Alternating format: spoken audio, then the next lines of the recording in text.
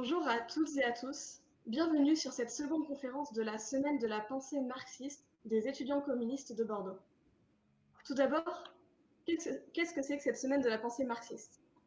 Tous les ans, l'Union des étudiants communistes organise cette semaine pour proposer une grille de lecture marxiste de la société, particulièrement sur les questions dans l'enseignement supérieur. Il s'agit pour nous de susciter la réflexion et le débat chez les étudiants en leur présentant des problématiques actuelles. Notre thème cette année, précarité étudiante. Quel financement des études? Comme son nom l'indique, il vise la question de la précarité étudiante, qui est un problème plus qu'actuel.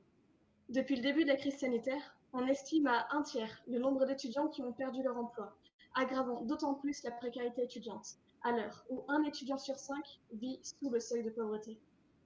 À Bordeaux, beaucoup ont abandonné leur logement, ce qui n'a fait que les éloigner de leur lieu d'études, à l'heure où l'enseignement supérieur prend des allures de vidéos YouTube sur le bord de notre chambre. En conséquence, plus d'un étudiant sur 6 serait en situation de décrochage. Face au manque de réponse du gouvernement, qui ne fait qu'accumuler les insuffisances, les étudiants communistes ont décidé de présenter leurs propositions aux étudiants, notamment en ce qui concerne le financement des études. Pour cette seconde conférence, nous accueillons Julien Marchesi, doctorant à l'Université Bordeaux-Montaigne en histoire contemporaine. Il évoquera le plan Langevin-Wallon, un projet d'enseignement progressiste. Il s'agit de proposer des modèles alternatifs à la démocratisation libérale des études, tel qu'a pu nous le montrer Éric Baird hier. Alors que les logiques de sélection sociale s'appliquent de plus en plus dans l'enseignement supérieur, il s'agit ce soir de penser ensemble une autre voie, un autre modèle.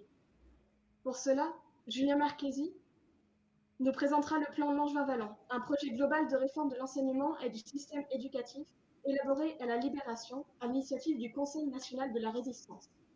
Ce sera également l'occasion de se demander quel modèle d'enseignement supérieur permettra à chacun de suivre ses études sans être précaire. Deux temps structurant cette conférence. Tout d'abord, 45 minutes d'intervention de Julien Marchesi, suivi d'un temps d'échange collectif entre lui et le chat. Et nous conclurons ensuite ensemble. Julien Marchesi, bonjour, bienvenue. Bonjour. Écoutez, la parole est à vous. Très bien, merci pour l'invitation. Merci Clémence pour cette présentation. Et je suis ravi d'intervenir ce soir pour vous parler un petit peu du plan Langevin-Wallon. Je vais commencer sur une note un petit peu triste. J'ai appris il y a quelques heures le nouveau décès d'un étudiant de Nanterre qui s'est suicidé. Et j'ai donc une pensée émue pour sa famille, ses proches et ses camarades, puisque c'était un membre de l'Union des étudiants communistes de Nanterre. J'avais prévu de commencer cette conférence sur une touche d'humour. Je vais accrocher mon propos plutôt avec une citation un petit peu plus sérieuse du coup, et je vais nous remémorer une célèbre citation de Karl Marx, qui est la 11e thèse sur Feuerbach. Alors, je n'ai pas vérifié la formulation exacte, mais c'est cette citation où il nous dit que les philosophes n'ont fait qu'interpréter le monde de diverses manières et qu'il s'agit maintenant de le transformer. C'est la 11e thèse sur Feuerbach de 1845. Et je pense que c'est l'esprit de ces semaines de la pensée marxiste auquel j'ai eu la chance de déjà participer. L'idée, c'est ensemble de décortiquer des sujets, de mieux comprendre certains sujets, mais l'objectif, à terme, c'est toujours de transformer le monde pour que ce type de drame qui se multiplie en ce moment ne se reproduise plus. Alors, pour ceux qui n'auraient aucune idée de ce qu'est le plan Langevin-Wallon, très simplement, c'est un projet modernisateur, démocratique, voire révolutionnaire, c'est ce que je vais essayer de défendre, de transformation globale de l'enseignement depuis les petites classes jusqu'au doctorat. Donc ça concerne vraiment tout l'enseignement, mais on va se concentrer sur l'enseignement supérieur, puisque c'est plutôt le thème de cette semaine de la pensée marxiste. Et là, je m'arrête un moment sur la notion d'enseignement supérieur. On en a tous une compréhension liée à notre expérience actuelle de l'enseignement supérieur. Mais quand je parle de projet de réforme de l'enseignement supérieur, c'est un projet de réforme de l'enseignement supérieur tel qu'il était à l'époque, hein. Et donc, il faut rappeler un petit peu quel était le paysage de l'enseignement supérieur à l'époque. Puisque cet enseignement supérieur, il a une très longue histoire en France. On en date commodément le début à la fondation des premières universités au Moyen Âge, au XIIIe siècle, notamment l'Université de Paris et l'Université de médecine de Montpellier. Et donc, en 1944, quand va débuter le sujet qui nous intéresse ce soir, l'enseignement supérieur, c'est déjà 600 ans de stratification, 600 ans d'histoire. Alors à ce moment-là, à la Libération, quand vont commencer les réflexions du plan Langevin-Wallon, si l'on se contente ne serait-ce que de définir l'enseignement supérieur par ses fonctions, euh, l'enseignement supérieur, c'est dans la société française un lieu de formation des élites libérales, par exemple les médecins. C'est aussi un lieu de formation des cadres civils et militaires de l'État, des ingénieurs, des enseignants, des gradés de l'armée. C'est aussi un lieu de reproduction de l'idéologie dominante. C'est un lieu, particulièrement dans les facultés de lettres et de sciences humaines, où on enseigne encore largement une pensée idéaliste. Et enfin, dernière fonction, c'est un lieu balbutiant de la recherche scientifique, hein. On le voit, c'est principalement un lieu de formation d'une élite sociale, intellectuelle, politique, hein. Pendant longtemps, la recherche scientifique, ça n'a pas été une fonction majeure de l'enseignement supérieur. Je vous dis ça, c'est important parce que l'un des enjeux de ce plan Langevin-Wallon, ça a été de redéfinir les fonctions de l'enseignement supérieur. J'y reviendrai.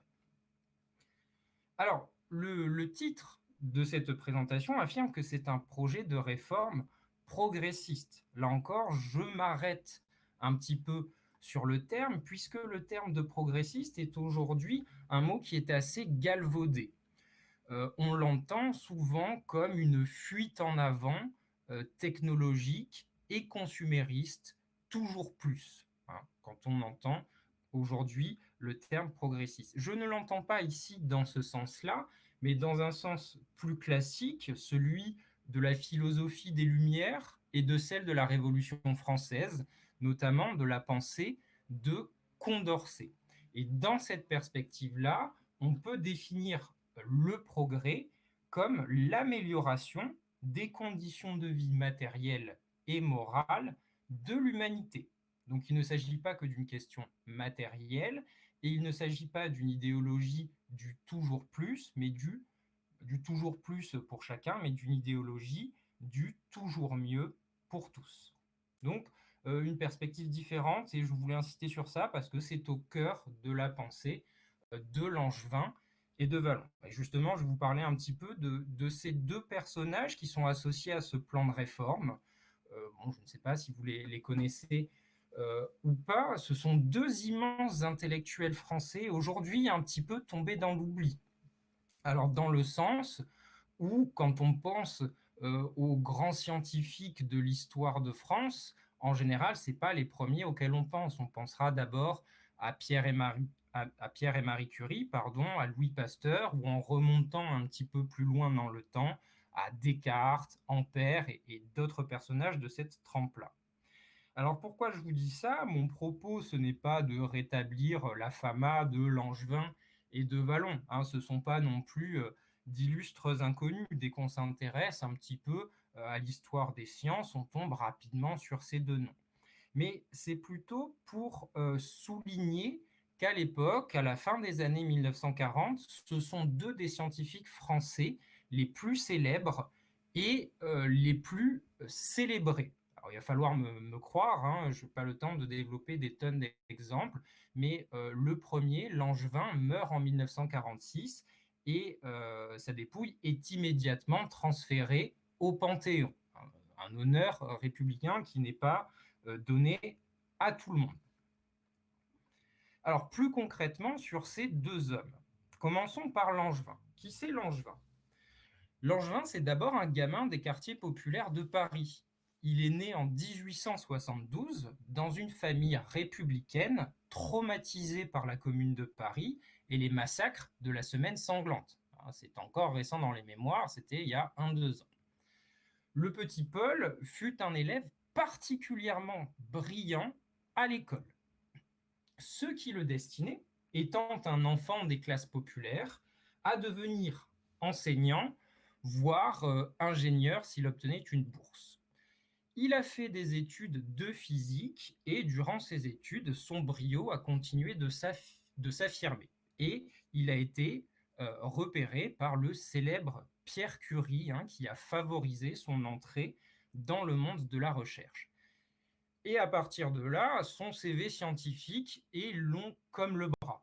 Toute une série de découvertes dans les domaines de la physique des gaz, de la physique des matériaux, de la physique ondulatoire, autant de choses, excusez-moi, que je ne maîtrise pas. Tout ce que je comprends, c'est qu'il est l'introducteur notamment de la théorie de la relativité en France, sujet sur lequel il donnait des cours au Collège de France, et qu'il est notamment connu pour l'invention du sonar pendant la Première Guerre mondiale. Au-delà du CV scientifique, c'était un homme engagé, un véritable intellectuel.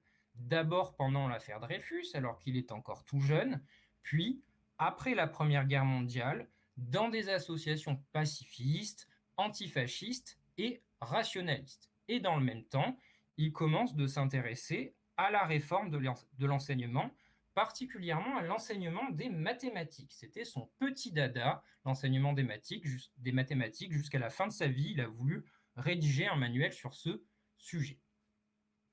Enfin, c'est également un grand philosophe, aux réflexions aujourd'hui méconnues, mais d'une finesse rarement égalée. En particulier, ses réflexions sur l'intégration des phénomènes de chaos déterministes dans le matérialisme dialectique. Alors j'ai dit beaucoup de gros mots, mais tout ça pour dire que ce n'est pas un philosophe du dimanche.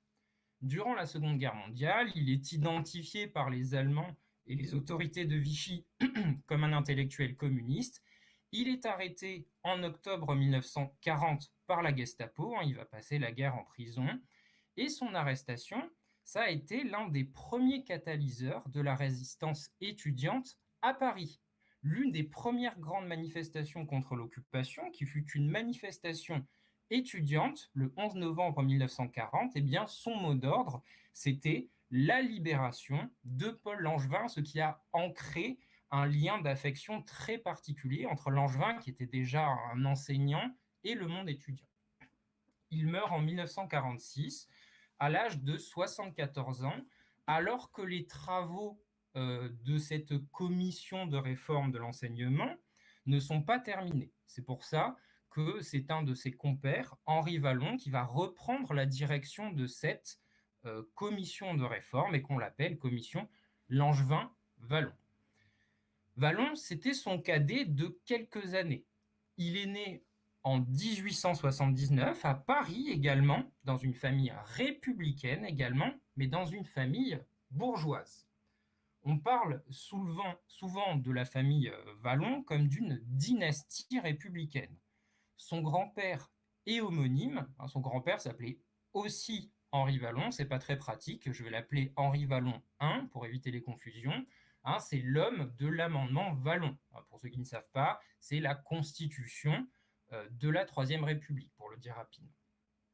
Henri Vallon II, le petit-fils, celui qui nous intéresse, ça aussi était un élève brillant. Et lui, il s'est d'abord orienté vers la philosophie. Il a fait des études de philosophie avant de changer et de faire des études de médecine. C'est donc devenu un médecin. Son métier, c'était médecin. Et d'ailleurs, il est mobilisé comme médecin pendant la Première Guerre mondiale. C'est important parce que ce n'est pas le seul facteur, mais sa confrontation au traumatisme psychologique qu'ont subi les soldats français durant la Première Guerre mondiale, c'est un des éléments qui a ancré son intérêt pour la psychologie. Et de la médecine, il va s'orienter vers l'étude scientifique de la psychologie.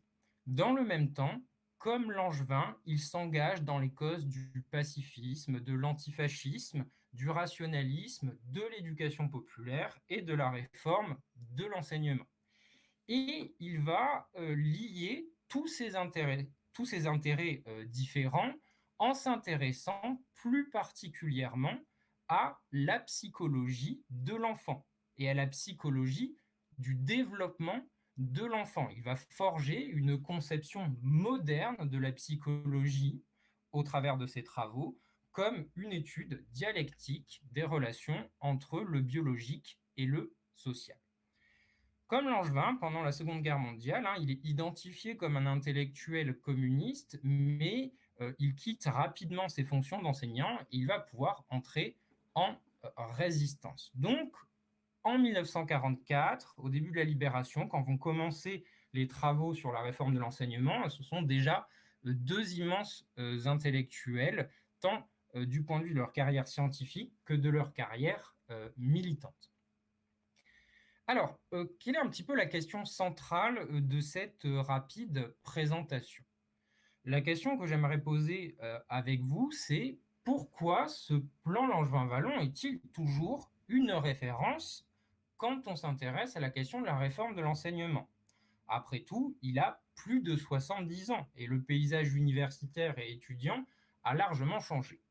Eh bien, je vais essayer rapidement de vous montrer qu'il est largement encore d'actualité et que toute réflexion sur l'enseignement supérieur ne peut pas faire l'économie de l'étude de ce moment fondamental. Je vais essayer de vous présenter trois choses. Une première partie assez longue et après la deuxième, j'irai assez vite. D'abord, je vais poser une question simple. Pourquoi ce grand plan de réforme entre 1944 et 1947? Alors, je vais essayer de répondre à la question pourquoi ce premier grand plan de réforme à ce moment-là et pourquoi est-il toujours d'actualité.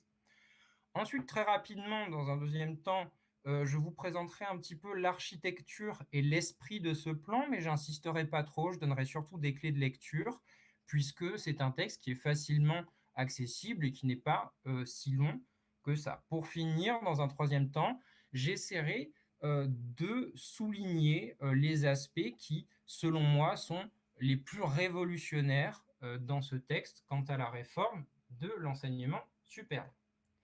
Alors, la première question, pourquoi ce grand plan à ce moment-là et en quoi est-il toujours d'actualité?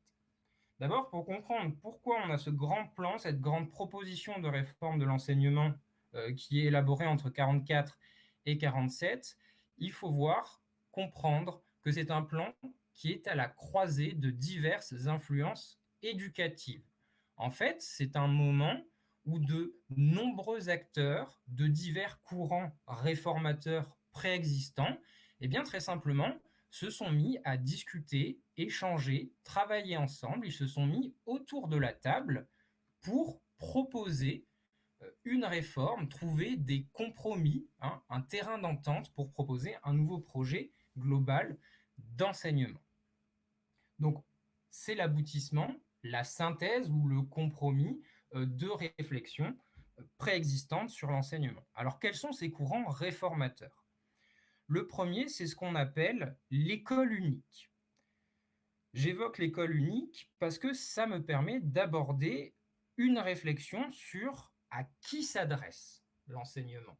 L'école unique, c'était un courant réformateur de l'enseignement, très actif durant l'entre-deux-guerres, qui souhaitait très simplement que tout le monde ait un accès égal à l'enseignement, quelles que soient ses origines, notamment ses origines sociales.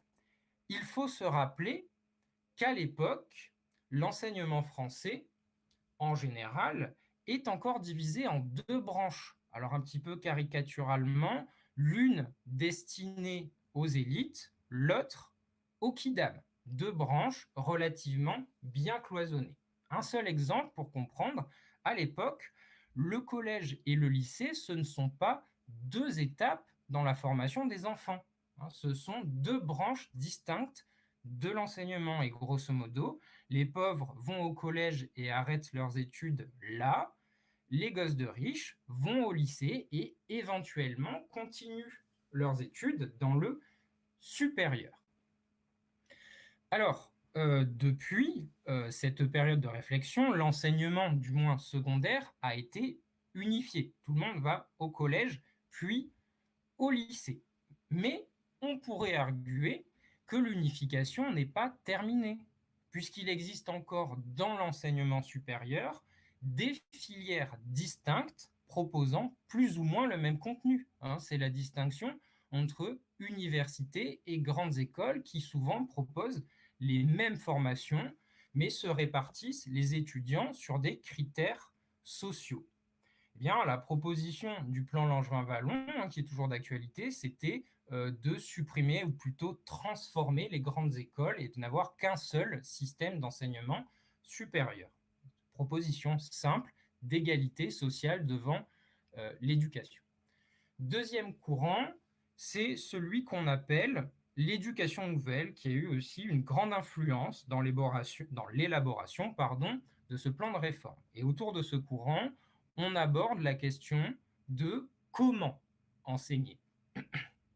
Alors, il faut savoir que dès le milieu du 19e siècle, quand l'enseignement a commencé à se massifier, d'abord par le primaire, on a donc passé à un stade quantitatif en termes de nombre d'élèves et d'étudiants, s'est posé la question très simple et très complexe à la fois de comment atteindre les objectifs d'apprentissage des savoirs, des savoir-faire et des savoir-être pour un public nombreux et hétéroclite. Avec 1 mètre pour 30 élèves, c'est un petit peu plus compliqué que quand un enfant privilégié dispose à lui tout seul de 7 professeurs particuliers.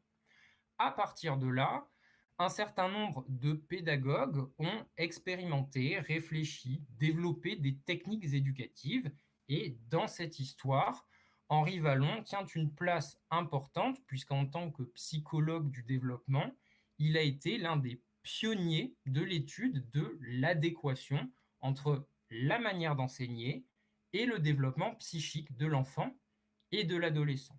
Il a développé une science de l'éducation. Alors pour ce qui nous intéresse, il est vrai que la question de la manière d'enseigner, à l'époque, elle se posait un petit peu moins à l'université, où l'on considérait que le cours magistral, déblatéré avec plus ou moins de bagou, suffisait aux étudiants. Et c'est plutôt dans les années 60 que les étudiants vont eux-mêmes se saisir de la question et réclamer autre chose que le cours magistral classique. Ça me permet de souligner 2 choses. D'abord que quand on s'intéresse à la réforme de l'enseignement supérieur, on ne peut pas se limiter au plan Langevin-Wallon. Sur plein de questions, certaines réflexions nouvelles ont émergé, d'autres ont été approfondies.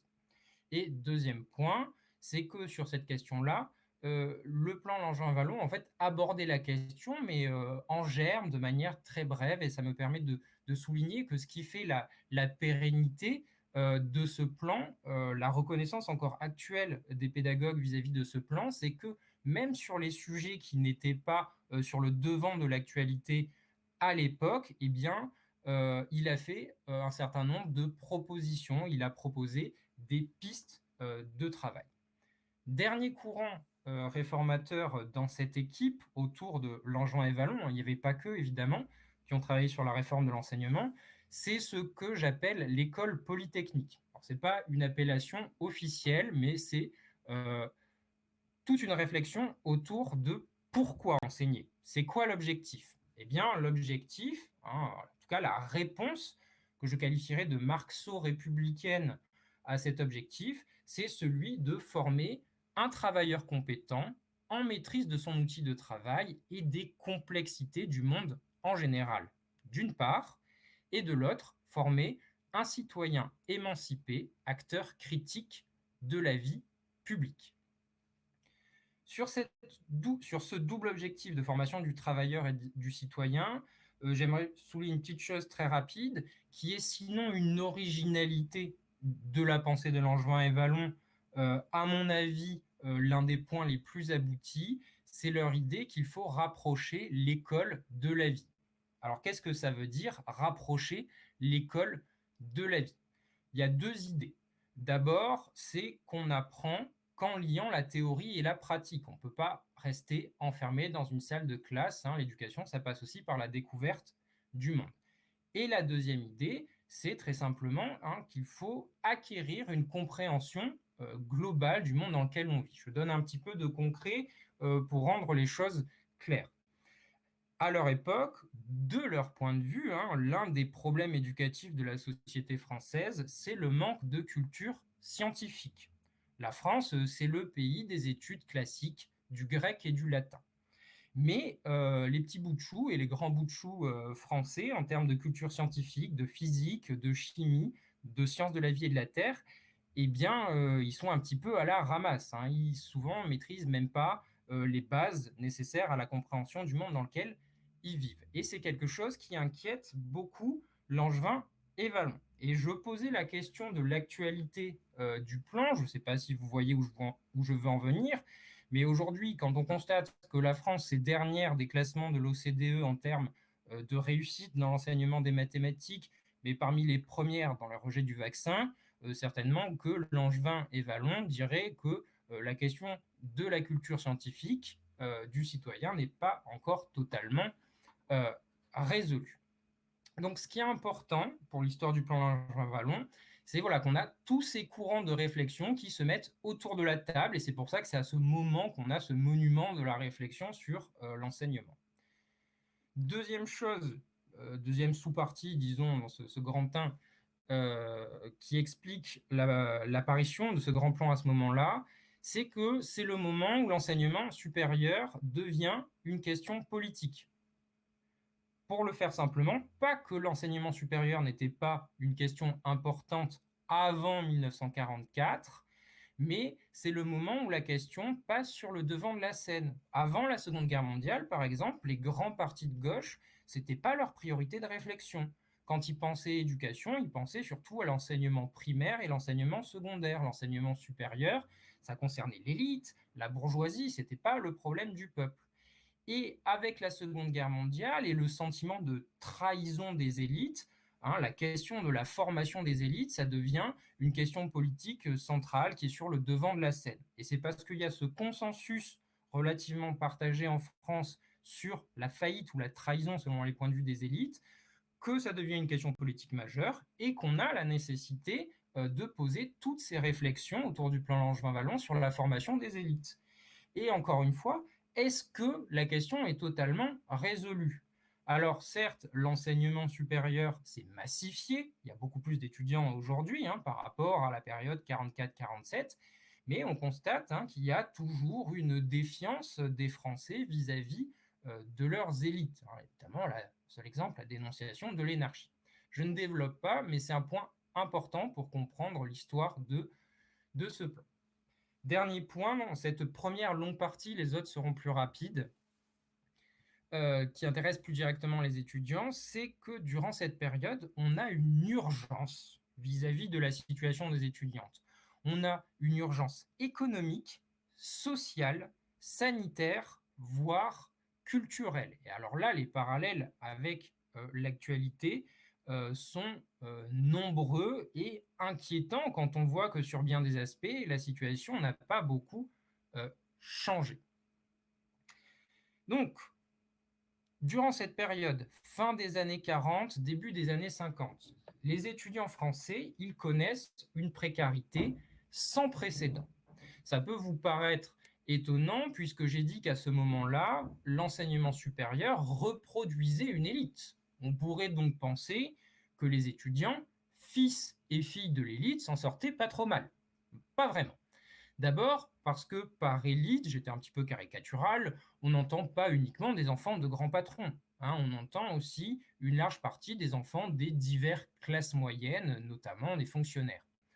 Or, ces étudiants issus des classes moyennes, ils quittent souvent leur foyer familial en province pour aller étudier dans la grande capitale régionale, ou le plus souvent à Paris, et ils ne disposent pas des moyens de mener un train de vie exubérant. Je ne peux pas développer tous les éléments de leur précarité à ce moment-là. Le plus grave, celui qui inquiète, un de ceux qui inquiète le plus les étudiants à cette époque, c'est le logement. comme aujourd'hui. Et par certains aspects, les conditions de logement à l'époque sont pires qu'aujourd'hui, hein. C'est dire pire que ce qu'on connaît depuis les années 90 avec la dégradation des structures construites dans les années 60-70. Aujourd'hui, on se plaint, alors à raison évidemment, hein, des cafards, des courants d'air et de l'amiante dans les logements étudiants. Eh bien, à l'époque, ajouter à cela l'absence d'électricité et l'absence d'eau courante bien souvent, et vous avez un portrait assez fiable de la qualité de certains logements à Paris en 1945. Donc gros problème de logement. À cela s'ajoute, encore une fois, parallèle avec l'actualité, une terrible épidémie de tuberculose. Pour ceux qui ne savent pas ce que c'est que la tuberculose, c'est un petit peu disparu des radars en France, mais c'est toujours une maladie infectieuse qui fait beaucoup de morts. C'est donc une maladie infectieuse respiratoire. Et à la louche, en 45-46, il y a 10% des étudiants qui sont atteints de la tuberculose. Et dans l'ensemble de la population, pas que les étudiants, on estime qu'en 1946, 35 000 personnes sont mortes de l'épidémie de tuberculose. Donc on a une grande inquiétude vis-à-vis de la situation sanitaire des étudiants qui sont plus touchés que les autres du fait de leur précarité. À l'époque, on construit des lieux pour les soigner, c'est ce qu'on appelait les sanatoriums. Et donc le parallèle avec l'actualité est évident. Depuis les enquêtes sur la santé des étudiants qui se sont multipliées ces dernières années, par exemple les enquêtes iShare, je crois que ça s'appelait, sur Bordeaux, qui révèlent que la population étudiante est, d'un point de vue sanitaire, une population à risque, une population en difficulté. Et évidemment, je vous passe les détails sur l'épidémie de Covid. Alors, dernier point sur cette situation d'urgence, de mal-être des étudiants à la Libération. C'est une urgence, alors je ne sais pas trop comment la qualifier, il faudrait que j'y réfléchisse. C'est une urgence culturelle, sociétale, il faudrait y réfléchir. En effet, les aspirations étudiantes à la Libération, elles ne sont pas uniquement égoïstes. Les étudiants et les étudiantes ne sont pas uniquement intéressés par l'éradication des cafards et l'arrivée de la fée électricité. Ils ont des autres préoccupations. Il y a une certaine noblesse de cœur dans l'étudiant. En 1945, lui, le petit mouton noir de la société française, veut enfin devenir un membre à part entière de la société française. Tel Naruto, il veut prouver sa valeur au village français. Bon, au-delà des références culture populaire, c'est assez cette ambiance-là. L'étudiant naïf, un petit peu, croit qu'après que lui et ses camarades ont versé leur sang dans la résistance, les vieux cons arrêteront de les traiter comme des parasites et qu'ils seront enfin considérés en tant que tels. Et quand je dis en tant que tels, je veux dire comme des travailleurs et des citoyens comme les autres. Je rappelle qu'en plus de ne pas avoir de thunes, à l'époque, ils n'ont pas le droit de vote. Et face à cette aspiration à plus de reconnaissance sociale, le plan Langevin-Wallon apporte cette reconnaissance-là. Voilà enfin qu'il y a quelques-uns des plus grands intellectuels français, les gloires de la nation, qui disent « Oui, étudiant, tu es comme moi, nous sommes égaux, nous sommes tous deux des travailleurs et des citoyens. » C'est Maître Iruka qui reconnaît la valeur de Naruto, pour rester dans la culture populaire. Alors, culture populaire mise à part, il y a évidemment toujours des préjugés ancrés dans l'opinion publique sur les étudiants. Encore qu'on soit là, dans l'instant, plutôt dans une phase de compassion vis-à-vis des étudiants. À bien des égards, une compassion feinte, parce que bon, les déclarations gouvernementales, quand les étudiants se suicident et qu'ils sont SDF, on a du mal à croire à la compassion. Eh bien, à l'époque, les préjugés sont bien plus forts. L'étudiant, dans l'opinion publique, c'est pour beaucoup un parasite et un trouble-fête. Il faut lire les almanachs, la presse de la fin du 19e siècle et de l'entre-deux-guerres pour être très simplement choqué par ce qui se raconte sur les étudiants. Grosso modo, si l'étudiant est pauvre, c'est parce qu'il offre du homard à sa grisette ou sa lorette. Je n'ai pas le temps d'expliquer exactement ce que c'est, mais grosso modo, c'est des femmes de petite vertu. Oui, c'est sexiste. Ensuite, autre préjugé, si l'étudiant Et dans cette situation, c'est parce qu'il est alcoolique et qu'il vit une vie délurée. Enfin, l'étudiant, c'est un trouble fait, prêt à faire la révolution anarchiste à tout moment. C'est une sorte de Raskolnikov en puissance, hein, pour prendre des références culturelles un petit peu plus élitistes. Bon, et bien face à tous ces préjugés, les étudiants, ils ont l'aspiration à un peu plus de reconnaissance sociale et ils ont l'impression que voilà, ils ont prouvé leur valeur dans la résistance et qu'ils vont être acceptés comme membres à part entière de la société. Et le modèle à ce moment-là, c'est celui du travailleur, hein, de l'ouvrier, et ils réclament la reconnaissance du statut de travailleur. Donc voilà, c'était un premier point pour vous présenter un petit peu toutes les causes de la nécessité de ce plan à ce moment-là. Et rassurez-vous vis-à-vis du temps, je vais aller beaucoup plus vite sur la suite. Puisque dans l'idéal, maintenant, il faudrait que je vous présente un petit peu concrètement qu'est-ce que propose ce plan pour répondre à tous ces problèmes. Bon. Je ne vais pas m'éterniser sur le détail des propositions du plan Langevin-Wallon. Je vais essayer de donner les principales et de donner quelques clés de lecture, mais voilà, je vous invite, si vous voulez aller plus loin sur le sujet, à tout simplement lire ce plan au format Word. Il doit faire à peu près 32 pages, hein, mais ce n'est qu'un volet, hein, l'enseignement supérieur. Donc je ne sais plus exactement, il doit y avoir 2-3 pages sur l'enseignement supérieur. Alors, qu'est-ce qu'il faut noter sur l'architecture et l'esprit de ce plan? Première chose importante, c'est que ce plan distingue 3 fonctions pour l'enseignement supérieur, c'est-à-dire que l'enseignement supérieur a 3 missions à remplir dans la société. Une mission de formation, une mission de recherche et une mission qu'on qualifie alors de haute culture, une mission culturelle. Alors, ça peut paraître évident aujourd'hui parce qu'on s'en est largement inspiré pour définir les fonctions de l'enseignement supérieur au cours de la deuxième moitié du XXe siècle. Ceci étant, l'originalité par rapport à notre époque de cette conception-là des fonctions de l'enseignement supérieur, c'est que ce sont 3 fonctions distinctes. Je prends quelques exemples pour qu'on comprenne. La fonction de formation et de recherche sont distinctes. Aujourd'hui, eh bien, la plupart des gens qui travaillent à l'université sont enseignants-chercheurs. Ils ont une double casquette. Et le projet du plan Langevin-Wallon, c'était notamment d'avoir un corps de chercheurs qui ne se consacre qu'à la recherche, hein. Selon la considération, on peut être d'accord ou pas, hein, je vous explique ce qu'il pensait, que ce sont 2 métiers distincts et 2 métiers pour lesquels en général il faut s'y consacrer à plein temps. Alors il prévoyait les cas où certains faisaient un peu des deux, mais il voulait un corps de gens qui fassent que de la recherche. Et c'est une question d'actualité, hein, puisqu'on voit bien aujourd'hui que la multiplication du travail d'enseignement et du travail administratif des universitaires pose de gros problèmes à la recherche française. Beaucoup d'universitaires n'ont pas le temps de faire de la recherche. Donc sur cette question-là, encore une fois, c'est un plan d'actualité. Autre distinction, les fonctions de formation et les fonctions culturelles sont distinctes. L'université, c'est pas, pour Langevin et Wallon, une tour d'ivoire dans laquelle on s'assoit sur des bancs pour écouter des choses intéressantes. C'est un lieu de formation professionnelle dont la finalité, du point de vue de l'étudiant, est d'être formé petit à petit à un métier. On a dans d'autres courants de pensée actifs, plus ou moins aujourd'hui, une conception qui mélange un petit peu les deux, où on considère que les cours universitaires ont une fonction culturelle. Langevin et Wallon, encore une fois, on est d'accord, on n'est pas d'accord, c'est pas le sujet, enfin c'est pas mon propos, distinguent les deux.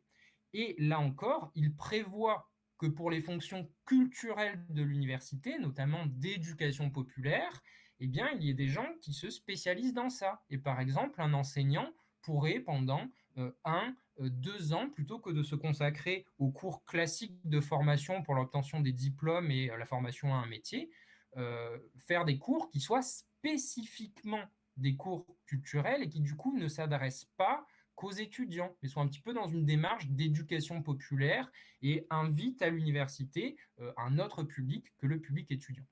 Je n'ai pas le temps de détailler beaucoup plus parce que j'ai été long, mais c'est important comme clé de lecture que ces 3 fonctions sont distinctes. Alors sur la fonction de formation, c'est le deuxième point que je voulais développer dans cette deuxième partie. Comment s'organiserait l'enseignement supérieur pour Langevin et Vallon? Déjà, vous avez compris au début de la présentation qu'il serait unifié. Pas de distinction, grandes écoles, grands établissements, universités, classes préparatoires et toutes ces distinctions élitistes françaises. Il n'y aurait qu'un seul système de formation supérieure en France qui s'organiserait en 3 niveaux. Un premier niveau, alors qu'ils appellent de manière différente selon les moments, qu'ils appellent soit propédeutique, soit cycle préuniversitaire, qui est, pour l'expliquer simplement, l'entrée à l'université, 2 premières années, qui serait un petit peu un mélange de ce qui se fait en classe préparatoire, hein, c'est-à-dire une formation générale.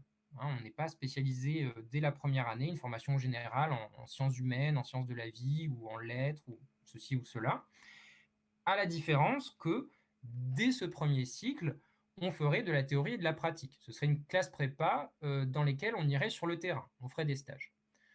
On a un deuxième cycle dans leur plan qui est celui de la licence. 2 années de spécialisation dans un domaine de compétences. Je sais pas, l'histoire, la physique, l'ingénierie, je ne sais pas quoi.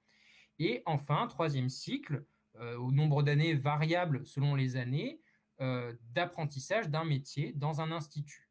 Hein, on apprendrait le métier d'enseignant, le métier d'ingénieur, tout ce que vous voulez. Donc, on a cette structure-là qui est proposée et surtout une structure unifiée. Mais bon, j'en viens, je ne détaille pas plus les propositions. J'en viens, en fait, dans la troisième partie, à une proposition et une affirmation. Et c'est parce que c'est à mon avis la proposition et l'affirmation la plus révolutionnaire du plan Langevin-Vallon, c'est l'affirmation de ce que l'étudiant est un travailleur. Je vous cite un extrait du plan Langevin-Vallon. Si l'on considère enfin l'étudiant comme un travailleur, qu'il est en réalité, et qu'on lui alloue un salaire en rapport avec les services qu'il rend, et qu'il est appelé à rendre à la collectivité. C'est le passage très bref du plan où on a cette affirmation que l'étudiant est un travailleur. Or, l'idée que l'étudiant est un travailleur, ce n'est pas une évidence. On peut le crier sur les toits, ce n'est pas une évidence. S'il n'y avait pas d'ambiguïté, une délicatesse à concevoir l'étudiant comme un travailleur, il serait certainement beaucoup moins soutenable que 2 millions de Français, plus de 2 millions de Français, je dis à la louche, je n'ai pas vérifié les chiffres du nombre d'étudiants, donc que plus de 2 millions de Français travaillent sans avoir de revenus. Alors, du coup, pourquoi ce n'est pas une évidence? Déjà, première remarque, parce que quand l'étudiant est à la fac, il fait des dissertations, il fait des exposés, il lit des livres, il fait des travaux pratiques, mais a priori, il ne semble rien produire. À ces dissertations, il ne les vend pas. Sauf dans quelques cas de triche, on ne vend pas ces dissertations. Il n'y a pas de magasin de dissertation. Bon, alors, les plus malins d'entre vous diront, mais si, Julien, en étudiant, il produit de la force de travail. Il acquiert des compétences qui, plus tard, seront très utiles à notre société, en considérant que les formations soient bien faites, hein, mais c'est un autre problème. Alors je dis oui, mais ça reste ambigu, parce que la richesse produite, elle est difficilement palpable. Hein. On veut toucher l'oseille, et on ne la touche pas avec ces dissertations. Alors, pour lever l'ambiguïté de l'identité travailleur de l'étudiant, il faut d'abord souligner que cette ambiguïté n'a pas toujours existé et qu'encore aujourd'hui, ce n'est pas le cas pour tous les étudiants. Pour certains étudiants, le lien entre leur participation à la production et leur formation est évident. Je n'ai pas le temps de développer. Alors remontons en arrière un petit peu pour comprendre pourquoi ça n'a pas toujours été ambigu. Au XIXe siècle, les gens, ils avaient des métiers. Les gens, ils faisaient des choses dans la vie. Il fallait bien qu'ils apprennent ce métier. Pourtant, il n'y avait pas 2 millions d'étudiants. Il n'y en avait même pas 100 000. Alors comment on faisait? Eh bien, les gens, ils étaient apprentis. Vous vouliez devenir, je ne sais pas, employé de banque, eh bien, après votre baccalauréat, vous entriez dans une banque et puis vous étiez apprenti. Vous étiez formé au métier d'employé de banque. Dans le même temps, vous participiez au travail à la banque et du coup, vous étiez rémunéré. Voilà, vous étiez formé, vous travailliez et vous étiez rémunéré. Et que s'est-il passé depuis le 19e siècle? De manière très schématique, le besoin de formation des travailleurs s'est accru. On demande plus de formation et plus longtemps. C'est-à-dire qu'avant d'être un travailleur moyen en termes de compétences, eh bien, ça prend un peu plus de temps. Ah, excusez-moi, j'ai un appel, je coupe le... Hop. Donc, il faut un peu plus de temps pour être un travailleur de compétences au niveau moyen. Et les patrons, les employeurs, qu'ils soient publics ou privés, ils n'ont pas envie de payer des travailleurs débutants pendant 10 ans. Du coup, c'est la collectivité qui s'est chargée du coût de cette formation, mais avec certaines limites. Hein. L'État, il n'a pas dit non plus, eh bien, on file de l'argent aux étudiants, on leur trouve des stages en rapport avec leur domaine de compétences. Il ne faut pas exagérer, il y a d'autres choses à faire avec l'argent public. Conséquence, les étudiants suivent des formations, par exemple en histoire, parce que c'est des gens bien, et pour vivre, ils bossent au McDo. Et bam, déconnexion entre la formation, d'une part, et la participation à la production de l'autre. Du coup, on peut dire que l'étudiant, on peut affirmer que l'étudiant n'est pas un travailleur en tant qu'étudiant, mais qu'il est travailleur quand il bosse au McDo, ce qui est un petit peu absurde. Pour comprendre tout ça, il faut voir également une autre chose qui s'est produite dans le même temps. Dans ce même temps que la participation à la production et la formation des jeunes se sont déconnectés, et les travailleurs plus âgés, eux, font de plus en plus des boulots qui sont aliénés, des boulots où ils ne se réalisent pas en tant qu'hommes. Hein, on pense à l'image de Charlie Chaplin dans Les rouages de la machine. Et du côté des travailleurs, entre guillemets, il y a eu déconnexion entre production et formation de soi, émancipation de soi.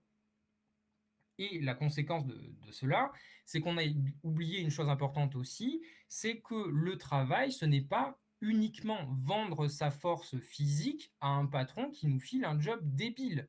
Travailler, ce n'est pas uniquement produire des clous, des bougies ou des allumettes. Non, ça, c'est le travail de bas étage dans une société capitaliste. Mais le travail, c'est quoi?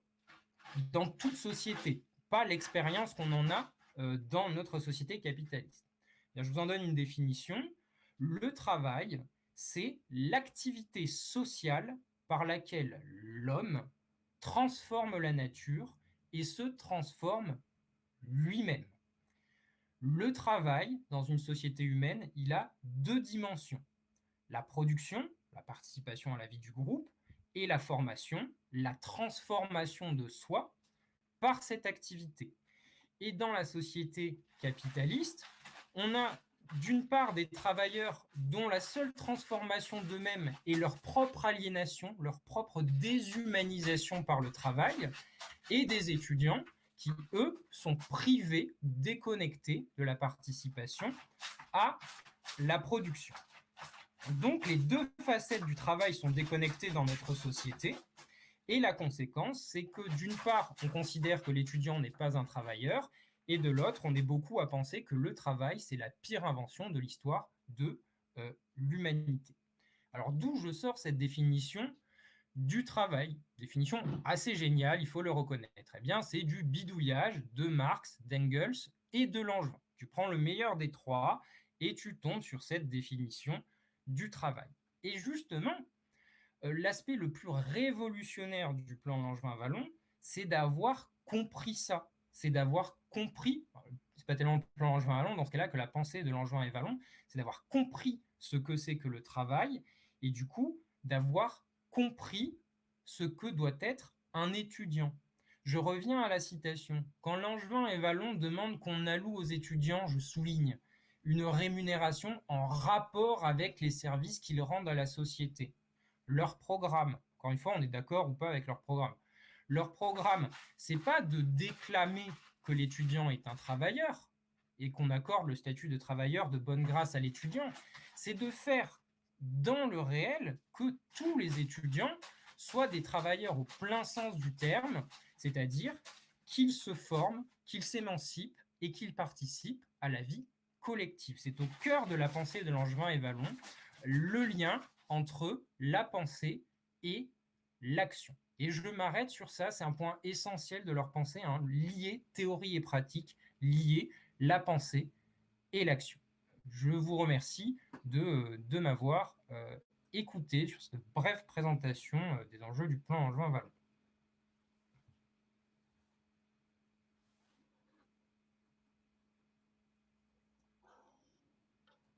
Merci Julien pour cette présentation.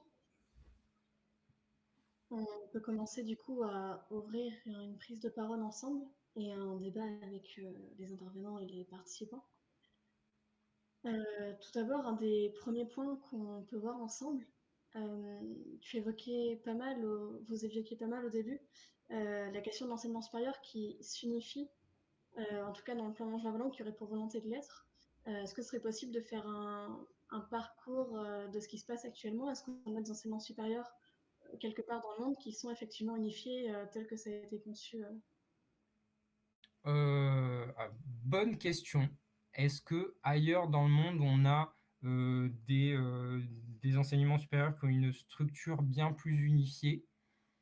Des rares cas sur lesquels je connais un petit peu quelque chose, on a aussi des systèmes d'enseignement supérieur qui sont à double voie, avec des sélections soit sociales, enfin peu importe, avec diverses méthodes de sélection et donc des enseignements supérieurs qui ne sont pas réellement unifiés. Alors par exemple, aux États-Unis, il n'y a pas de grandes écoles, mais quelque part, il y en a un petit peu. Hein. Vous ne pouvez pas entrer à Brown en toquant à la porte.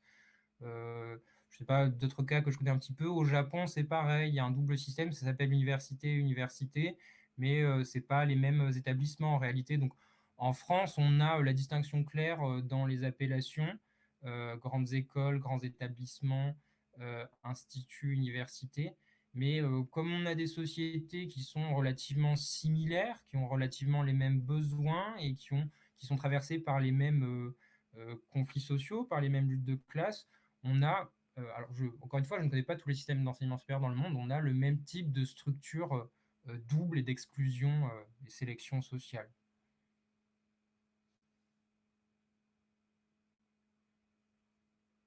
D'accord. Merci pour cette réponse. On aurait une seconde question qui serait sur le côté international du plan Langevin-Vallon. Est-ce que ça a été écrit dans le contexte actuel? On est vraiment sur des logiques internationales dans l'enseignement supérieur, en tout cas dans des échanges interuniversitaires assez faciles. Est-ce que le plan Langevin-Vallon a pris en compte cette dynamique qui est très très avec d'une manière? D'une manière, alors oui, d'une manière indirecte. Ce n'est pas le fruit d'un travail international. L'équipe réunie autour de Langevin et Vallon, ce sont des universitaires, des enseignants, des chercheurs, des administrateurs français. En revanche, tous ces gens-là, au cours de leur carrière de pédagogue, ont eu des liens internationaux intenses. Le monde de la pédagogie, dès le 19e siècle, c'est un monde qui est très internationalisé, alors à l'échelle de l'Occident, avec un certain nombre d'organisations, dont la Ligue internationale pour l'éducation nouvelle, qui forment des réseaux de réflexion, d'échanges à l'échelle européenne, voire occidentale. Donc dans ce sens indirect, oui, parce que avant que les gens se mettent autour de la table en France pour produire ce plan, tous ces acteurs-là ont eu des contacts avec des pédagogues, des philosophes d'Amérique, d'Allemagne, de Grande-Bretagne, d'Italie, d'Union soviétique.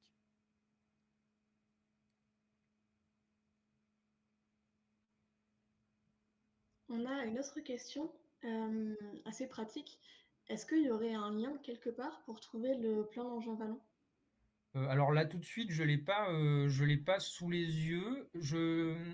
Je pense qu'il doit être, je dis peut-être une bêtise, mais je pense qu'il doit être sur, tout simplement sur Wikisource ou quelque chose comme ça. Sinon, en cherchant rapidement, après la conférence, je pourrais, si personne le trouve, je pourrais le mettre en lien dans la discussion sur la page Facebook. Voilà, je ne l'ai pas en marque-page, mais oui, c'est sûr, il se trouve.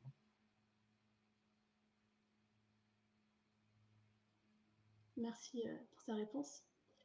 On a une autre question qui est que dans le schéma de l'enseignement supérieur de Langevin et Vallon, l'enseignement supérieur est unifié, mais ne concerne pas tous les jeunes. Dans une classe d'âge, tout le monde n'irait pas d'enseignement supérieur? Non. Alors, non, dans la conception de l'éducation de Langevin et Vallon, tout le monde ne va pas dans l'enseignement supérieur et on le quitte beaucoup plus rapidement. Encore une fois, hein, ce n'est pas l'alpha et l'oméga de toute réflexion sur l'enseignement supérieur, ce n'est pas la même société. Dans bien des domaines, les besoins de formation aujourd'hui demandent des formations encore plus longues. Euh, Ceci étant, euh, en contextualisant, ce qui est intéressant, c'est que le plan tend à proposer une augmentation du nombre d'étudiants et un rallongement du temps d'études. Hein. Nous, ça pourrait nous paraître bizarre, par exemple, que ce plan prévoit 3 ans de formation pour devenir prof, au total. Hein. Euh, pour l'époque, c'est déjà une avancée majeure. Hein. On a tendance à balancer les gens profs après un an de formation. Hein, donc, effectivement, c'est un plan qui ne prévoit pas l'accès de tous à l'enseignement supérieur. Je rappelle qu'on est encore dans une société qui est très industrialisée, où il y a beaucoup de travail peu qualifié. On a une question un peu plus sur un angle économique qui se demande si les étudiants étrangers étaient considérés à la fin de la Seconde Guerre mondiale ou s'ils étaient mis de côté.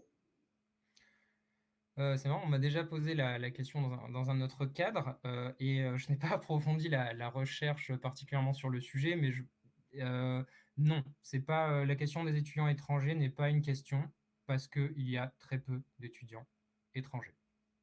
Donc, c'est pas sur le devant de la scène. Il y a des étudiants étrangers, hein, notamment des étudiants issus des colonies, des étudiants algériens. La question des étudiants étrangers en France, par d'autres aspects, elle va venir plus tard sur le devant de la scène et de la réflexion dans les années, fin des années 50, dans les années 60 et 70, et notamment autour des guerres de décolonisation. Et à ce moment-là, ça intéresse pas grand monde. Et c'est pas comme aujourd'hui, hein, il n'y a pas Erasmus et tout ça. Il y a très peu de gens qui font des études à l'étranger. Et encore jusqu'à récemment, je discutais avec des gens qui ont fait leurs études dans les années 60-70, plutôt 70, qui ont fait des études à l'étranger. Et même dans les années, fin des années 70, à leur époque, ils étaient regardés comme des huluberlus. Hein. Donc, c'était quelque chose d'assez rare, donc pas une problématique centrale. Du coup, de quand est-ce que ça va dater cette internationalisation? Pardon? De quand est-ce que ça va plus se développer? Bah, à partir d'Erasmus, hein, c'est la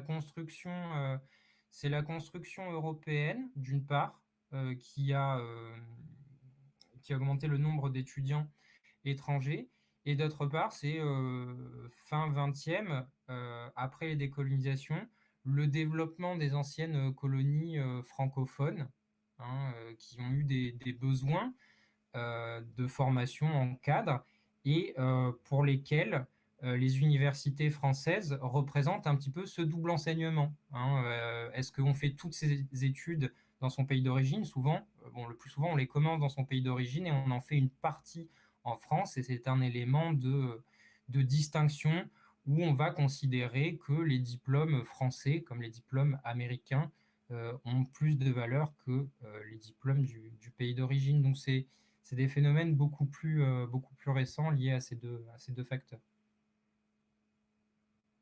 Tu parlais dans ton intervention du fait que le plan Jean Vallon entend une partie pratique. Et du coup, on a une question qui porte sur comment est-ce que vous défendriez dans la société actuelle le fait que c'est à l'entreprise de faire la formation pratique du travailleur? Euh, bonne question, mais de fait, c'est déjà le...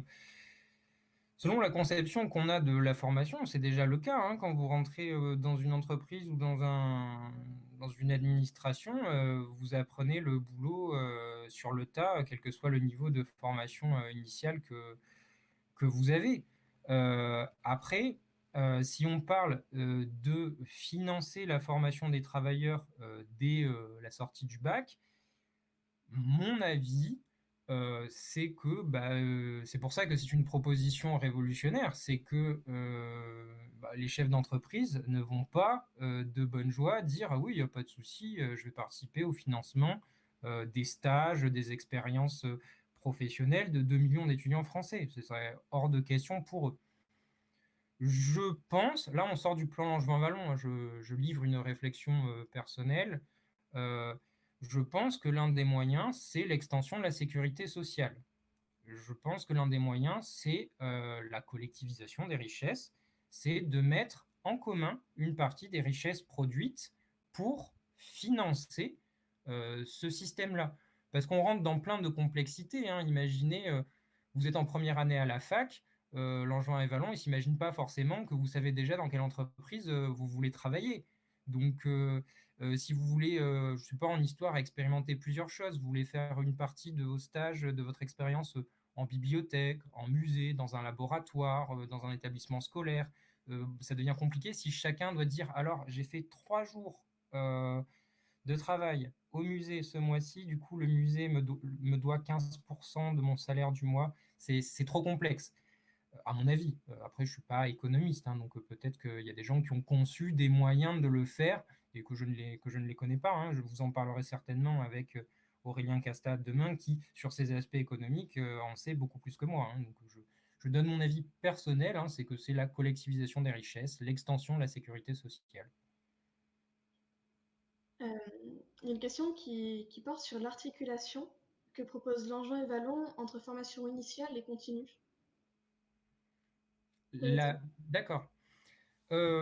L'articulation, c'est qu'en fait, la formation, en fait, il n'y en a pas vraiment, hein. L'articulation, c'est que la formation continue, elle est proposée à tous, hein. Et donc, vous pouvez être en formation initiale et déjà faire de la formation continue. Dans leur conception liée à leur expérience de l'éducation populaire, hein, de la formation continue, eh bien, c'est le fait que les universités proposent des formations, des cours ouverts à tous. Après, c'est pas le seul moyen, hein. L'articulation, ça peut être tout simplement que pendant un temps, un travailleur passe moins de temps dans son administration ou dans son entreprise et retourne dans un établissement de formation pour suivre des mises à jour et tout ça. Pour le coup, c'est des choses qui se font déjà très efficacement, hein, qui se font peu malheureusement, mais concrètement, pendant 15 jours, 3 mois, 6 mois, vous arrêtez d'aller au boulot et vous allez suivre une formation. Voilà. Je ne sais pas si ça répond très bien à la question, mais... Je pense que oui, et sinon je vous invite à le reposer dans le chat pour qu'on puisse revenir dessus si besoin. On a une autre question qui se demande quelles inspirations du plan Langevin-Vallon pourraient s'appliquer concrètement aujourd'hui. Alors, très bonne question encore une fois. Ce serait un petit peu osé de dire oui, on peut pas dire on peut le prendre tel quel. Il y a des gens qui le disent, et c'est peut-être qu'eux qui ont raison. Moi, mon analyse, c'est que l'enseignement a tellement changé et surtout c'est devenu une plus grosse machine, hein, tant du primaire au supérieur, c'est une immense administration, et même plusieurs administrations. Donc déjà, on ne peut pas, comme ça, en un claquement de doigts, l'appliquer tel quel. Après, la liste des propositions qu'on peut appliquer très rapidement, elle est immense, hein. La transformation des grandes écoles, Bon, il n'y a pas de raison que à Paris, tout le monde s'entasse dans les amphis de Paris 1 et Paris 4 en histoire et qu'il y ait 30 privilégiés, qu'il y ait des conditions spéciales d'études de l'histoire. Ça peut être réglé très rapidement, hein, la question des grandes écoles, hein. Voilà, donc je ne sais pas si vous cherchez sur des propositions précises, mais oui, il y a beaucoup de propositions qui peuvent être appliquées en quelques années.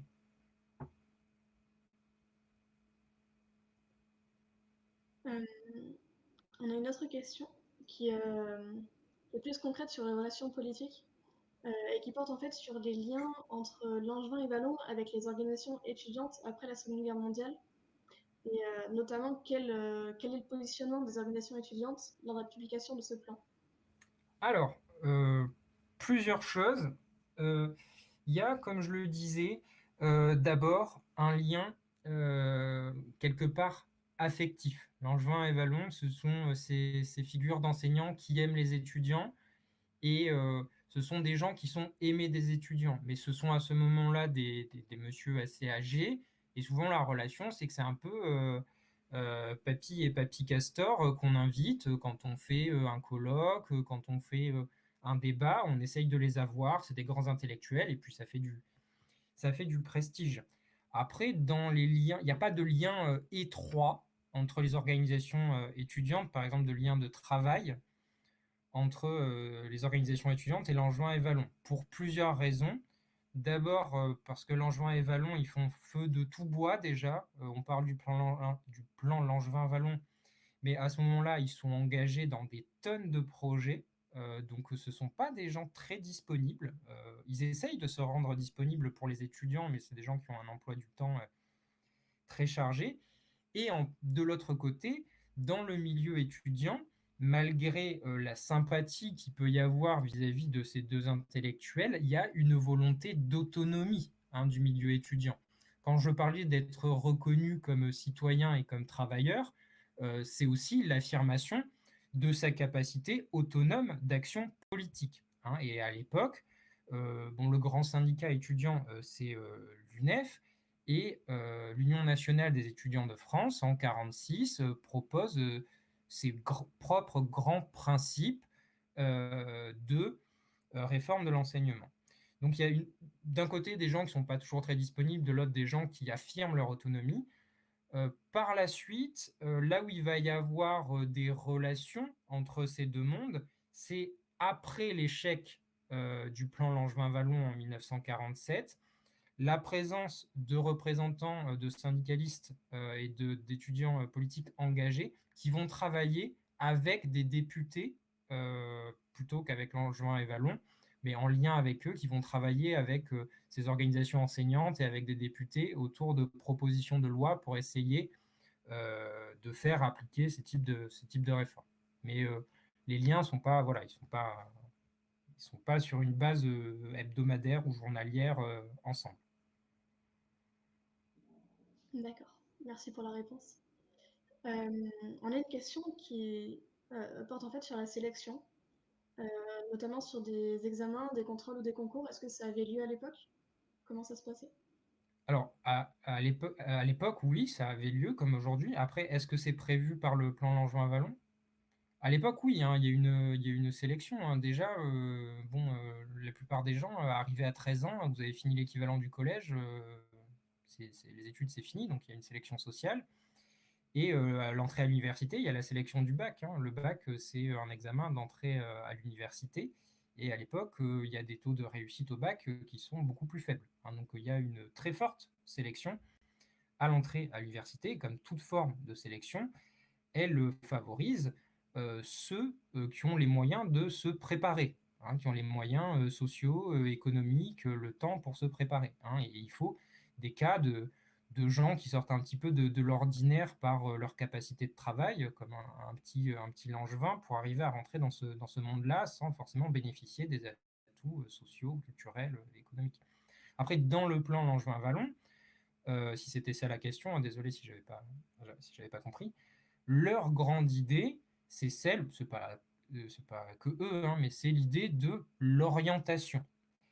Et autour de ça, alors je ne suis pas spécialiste de la question, certains considèrent qu'il y a un petit peu de naïveté sur cette question-là.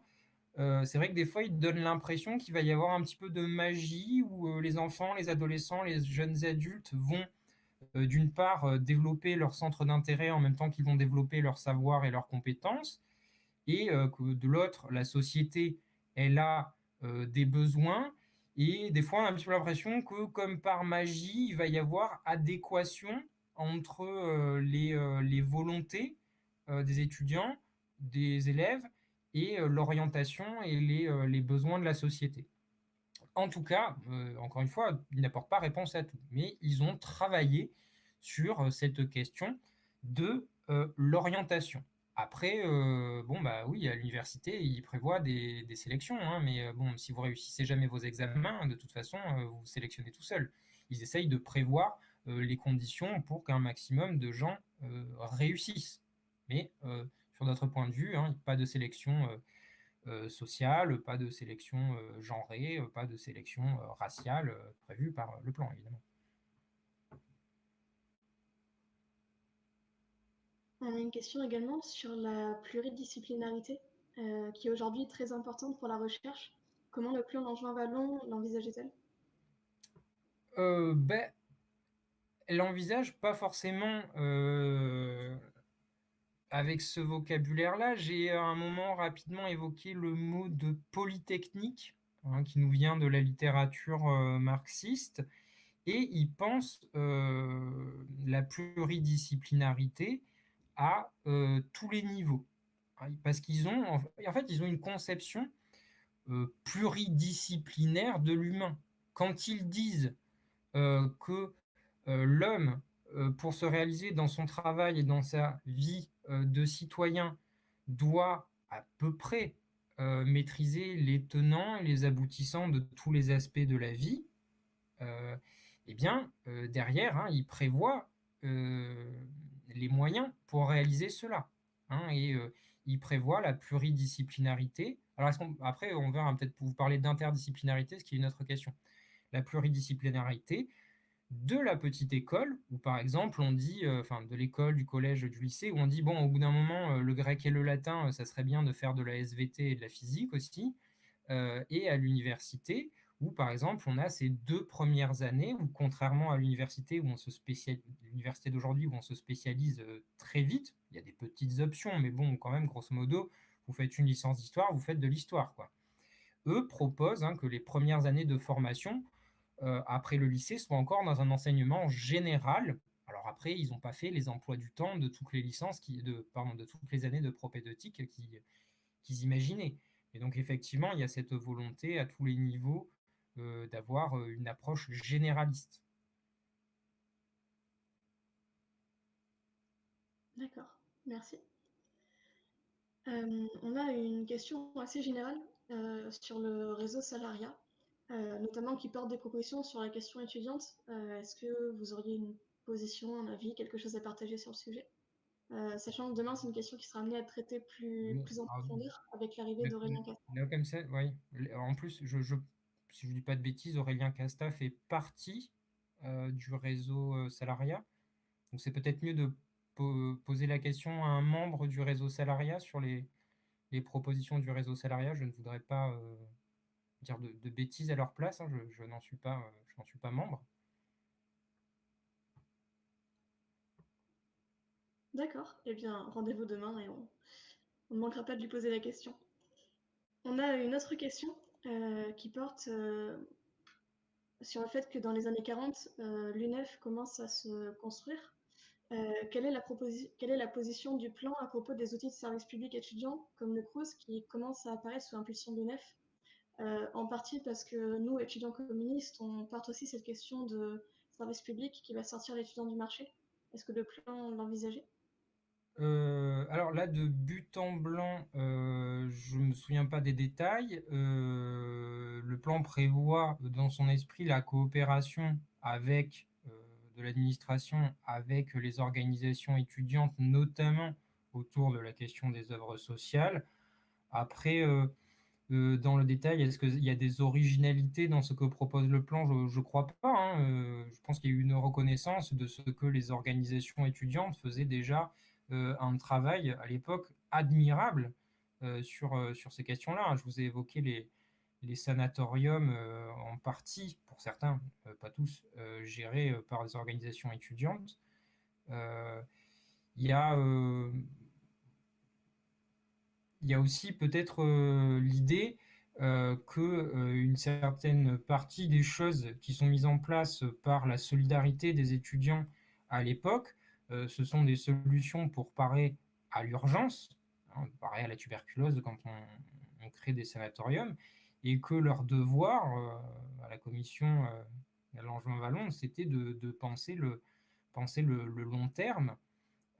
C'est un plan ambitieux, hein. C'est pas un plan à la petite semaine pour gérer ce qui va se passer les 4 prochaines années, hein. C'est pas un plan quinquennal, hein. C'est un plan à très long terme. Et du coup, il y a l'idée de concevoir un enseignement qui progressivement pourrait se passer de qui pourrait se passer d'un certain nombre d'outils de solidarité parce que plus nécessaires. Ce qui ne veut pas dire qu'ils ne veulent pas développer la solidarité étudiante dans l'enseignement supérieur, hein, mais on peut développer la solidarité autrement qu'autour de la question de la précarité du logement et de la maladie, pour peu que ces deux questions soient réglées.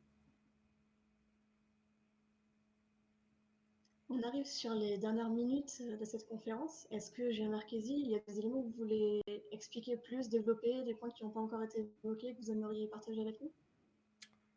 Non, alors pas spécialement, hein. Moi, j'ai développé ce qui m'intéressait le plus, hein, ce que je trouvais important.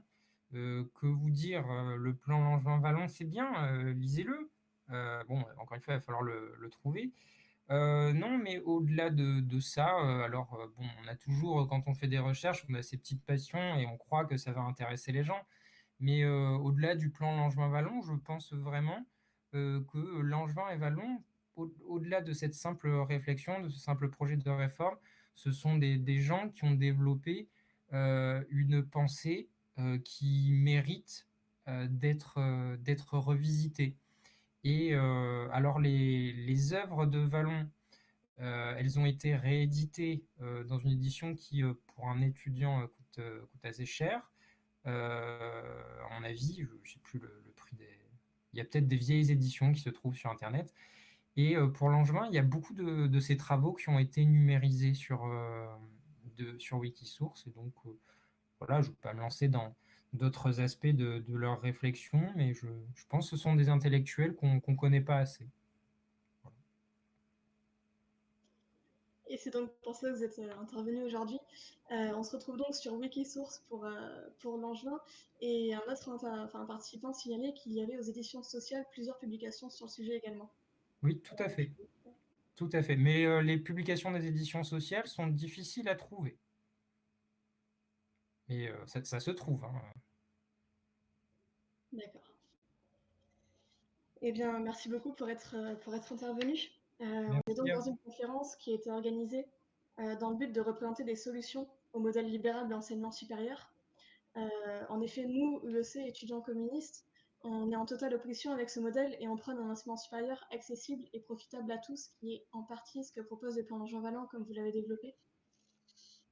Et on défend ces propositions en faisant notamment en faisant mettre en avant la question d'un revenu étudiant. Actuellement, on sait qu'on a un étudiant sur deux qui est en emploi à côté de ses études et que le salariat étudiant est la première cause d'échec dans les études, ce qui crée une inégalité sociale entre les étudiants. On sait également que le système des bourses sur critères sociaux n'est pas suffisant pour étudier dans de bonnes conditions. On a 62% des étudiants qui n'en bénéficient pas. Parmi ceux qui en disposent, on en a 7% seulement à l'échelon 7, l'échelon maximal, qui correspond à 568 € par mois, un montant qui est très loin du seuil de pauvreté.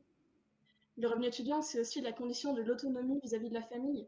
Il doit être, selon nous, dans la proposition qu'on porte, financé par une sixième branche de la sécurité sociale pour reconnaître aux étudiants et aux étudiantes le statut de travailleurs et travailleuses en formation. Et nous nous battons aussi pour imposer un service public de l'enseignement supérieur et de la recherche de qualité et financé à 100% par l'État, car l'éducation est un droit et un investissement pour toute la société. Cela induit une gratuité des frais d'inscription, comme c'est déjà le cas pour presque 40% d'étudiants boursiers.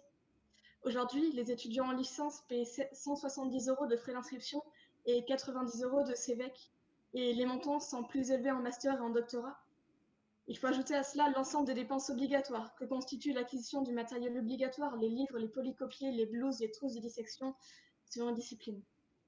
De plus, la gratuité des frais d'inscription doit concerner les étudiants étrangers comme ceux de l'Union européenne. En effet, le gouvernement a fait exploser les tarifs pour les personnes n'ayant pas une nationalité de l'Union européenne. Elles doivent désormais payer 2 770 € pour s'inscrire à une année de licence, soit 8 310 € minimum pour obtenir le diplôme. Cette situation inclut aussi un investissement à la hauteur des demandes dans les CROUS, qui ont un rôle social fondamental puisqu'ils peuvent répondre aux besoins des étudiants en les sortant du marché privé.